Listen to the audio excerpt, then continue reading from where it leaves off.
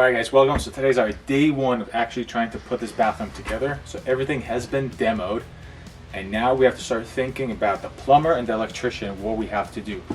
So our design is this, where we're going to have a half wall here, half wall here. So that's a half wall that has to come here and then a half wall that's going to come this way. So what we have to do is we have to remove all this plumbing, because this valve is going to go on this wall, and then these this vent and this drain has to get into this wall. So what we have to do today is we have to open up the subfloor right here so we can move all that plumbing around. So what we're going to do is our joists are running this way, as you can see with the nails here. I already have my line here. I'm going to cut all the way back to here, and then on this wall I'm going to use my sawzall and cut all the way back as well to open up this entire thing. Reason for that is because we're going to have to drill holes through here in order to get our pipe out of the way. So that's going to be step one.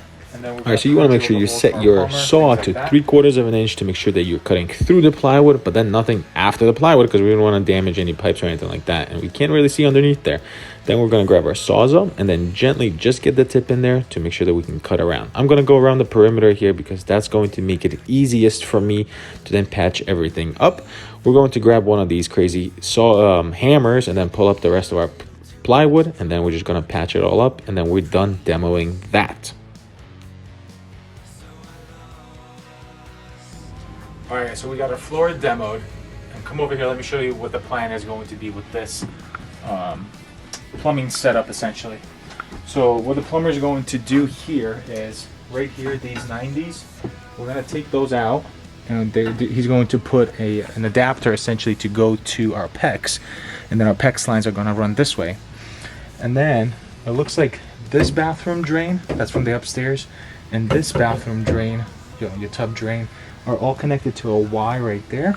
So I bet you he's going to just cut that off right at the bottom over there, and they're all going to be rerouted into the wall here, and then our drain is going to come out of the center from here into that Y and then out, and they're all going to be vented with a 2-inch pipe going up.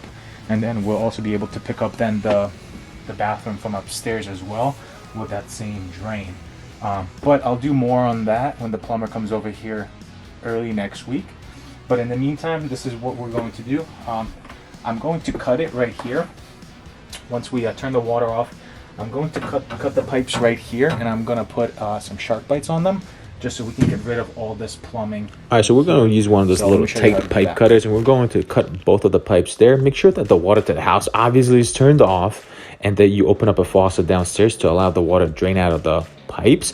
Then we're going to put a shark bites. Anytime you put a shark bite on your pipes, you just want to make sure that it's clean.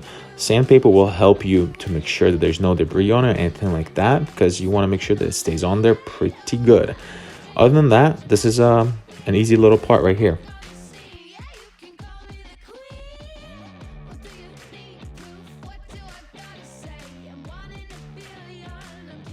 Alright guys, so we got our supply lines capped. This is trash, we're going to take that out. Okay, so that's out. Over here, basically these two, this is the drain from the upstairs bathroom. This is the vent for this bathroom. We're going to put this guy and this guy into this wall as a 2-inch pipe, because they come off as a 2-inch pipe. And then that vent is going to go all the way up and then out into the attic, and is also going to pick up this bathroom as well. So basically what I'm trying to say is I can cut both of these pipes out right now as part of my demo process, so when the plumber comes here, that's going to be easy and prepped for him to do. And that's basically all I need to do for the plumbing for this bathroom, because really from there he's just going to go over to here, drain, bang, that's going to connect right to that one, and that's it. So that's how you prep your shower for the plumber. If you get all this done beforehand, you can save yourself $500 to $700 just of getting everything ready for the plumber. All right.